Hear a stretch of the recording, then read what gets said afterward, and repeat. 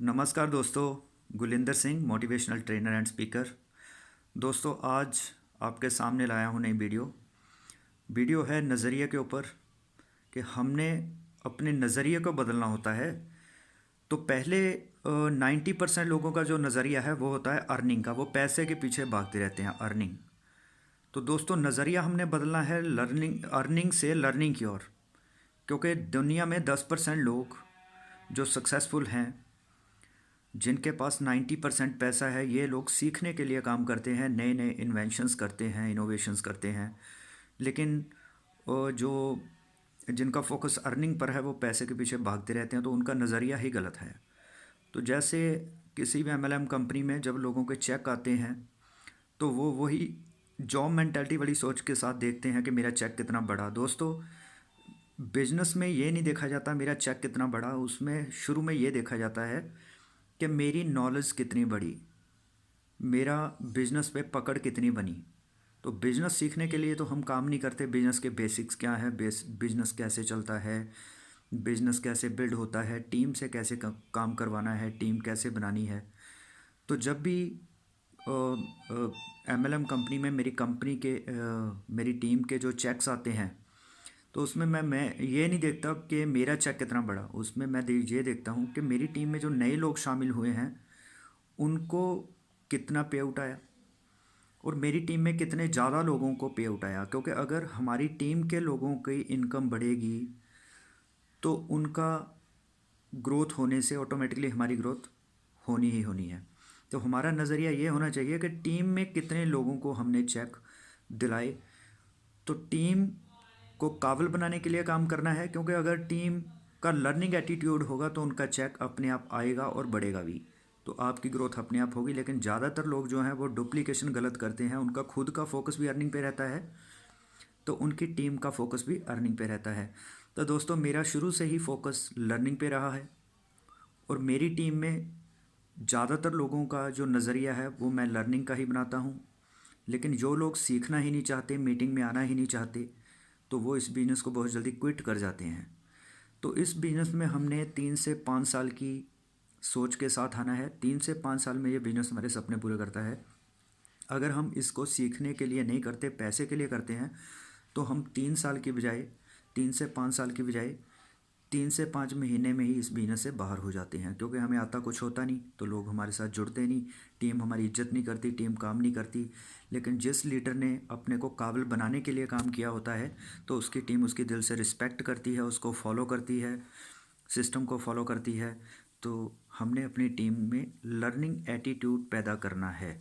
तो किसी भी तरह की कोई भी मीटिंग मिस ना करें, इन मीटिंग्स को प्रायोरिटी के आधार पर सेट करें।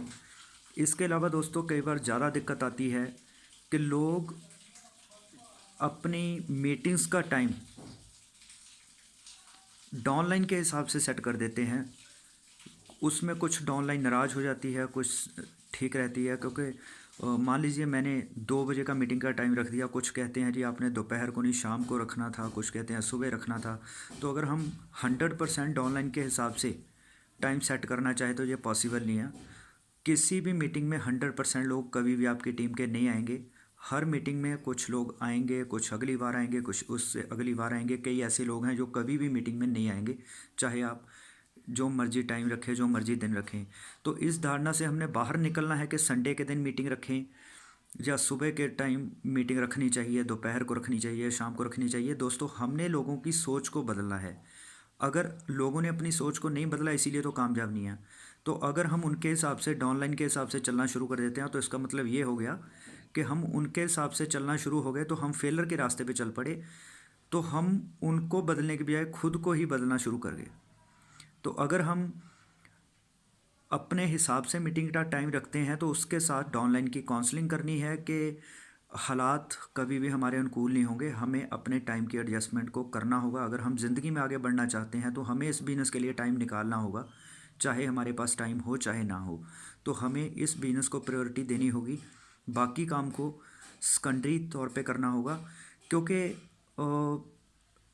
बात अगर करें मीटिंग की, तो दोस्तों ये बिज़नेस के लिए मीटिंग रोज़ तो होती नहीं है। अगर हफ्ते में 15 दिन में हमने एक मीटिंग या 2 मीटिंग अटेंड करनी भी है तो उसके लिए अगर हम 2-3 घंटे की एडजस्टमेंट कर भी लें, है ना, तो उसमें क्या दिक्कत है। तो जो लोग हफ्ते या 2 हफ्ते में इस बिज़नेस को सीखने के लिए 1 या 2 घंटे भी नहीं दे सकते, तो उनका इस बिज़नेस में कामयाब होना मुश्किल क्या नामुमकिन ही समझिए।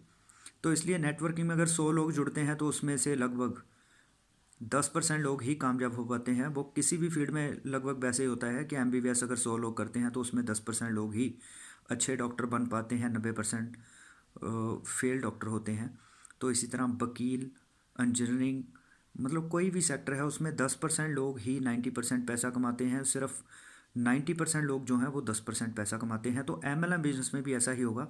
लोग इसको शॉर्टकट तरीका पैसा कमाने का समझ के ये सोचते हैं कि इसको सीखने की ज़रूरत नहीं है, हमें सब कुछ आता है। तो दोस्तों, इस एटीट्यूड से ये बिज़नेस बिल्ड नहीं होगा। इस बिज़नेस को हमें सीखना होगा।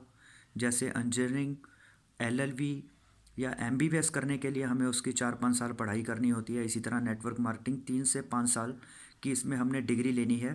तो इसमें पढ़ते पढ़ते ही 3 से 5 साल में आदमी अपने सपने पूरे कर लेता है।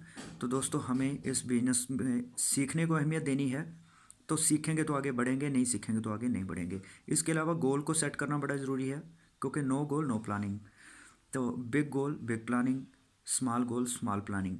तो अगर आप अपना गोल ही सेट नहीं करेंगे तो कभी भी अपलाइन आपकी हेल्प नहीं कर पाएगी। अभी मैंने अपनी टीम का 4 अप्रैल 2020 को टारगेट सेट कराया है। कम से कम 11 लेडीज़ और 9 जेंट्स हैं, जिसमें 20 लोगों का कार का टारगेट सेट कराया है, टाटा टियागो। तो मान लीजिए हमने गोल सेट किया, तो उसमें से 100% हो सकता है लोग कार अचीव ना कर पाएँ, लेकिन उनके दिमाग में एक बड़ी सोच आई है कि हम भी कार ले सकते हैं, हमें कार लेनी है। उनके अब चेतन मन में ये चीज़ आएगी।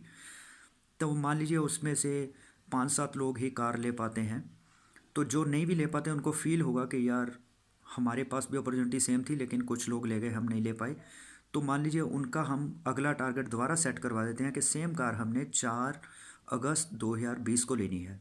तो उसमें से भी अब कुछ और लोग हैं जो कार ले जाएंगे, कुछ लोग रह जाएंगे, उनको फिर फील होगा। उसके बाद अगला टारगेट उनका 4 दिसंबर 2020 कर देंगे। तो ये गारंटी है कि 4 दिसंबर 2020 तक जिन 20 लोगों ने अपना टारगेट सेट किया था तो उनकी 1 साल में कार आ जाएगी। अगर टारगेट नहीं सेट किया था तो ये कार आज तक नहीं आई। तो टारगेट सेट किया तो हो सकता है पहले चांस में, दूसरे चांस में ना आए, लेकिन तीसरे चांस तक 100% संभावना है कि 20 के 20 लोग अपनी कार ले जाएंगे। तो एक टीम में 20 कार आने का मतलब कि काम बहुत तेज़ी से ग्रो होगा।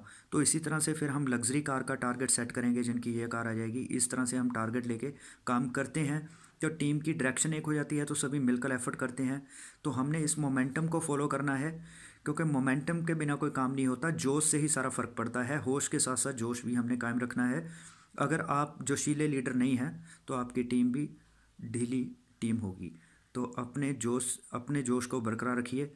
तो अगर आपने मेरा यूट्यूब चैनल सब्सक्राइब नहीं किया है तो इसको सब्सक्राइब करें और बेल आइकॉन को प्रेस करें, ताकि आपको हम मेरी हर वीडियो की इंटीमेशन नोटिफिकेशन मिलती रहे। वीडियो पसंद आई हो तो लाइक ज़रूर करें और शेयर ज़रूर करें, ताकि आपके ज़्यादा से ज़्यादा टीम को इसका बेनिफिट मिल पाए। और मैंने जितनी भी वीडियो अब तक बनाई हैं, अपनी टीम को ये वीडियोस ज़रूर दिखाएं, उनके साथ शेयर करें, ताकि जो नॉलेज आपको मिली है उनको भी मिले और वो तेज़ी से ग्रो करें और आपकी ग्रोथ भी मल्टीप्लाई हो। थैंक यू दोस्तों।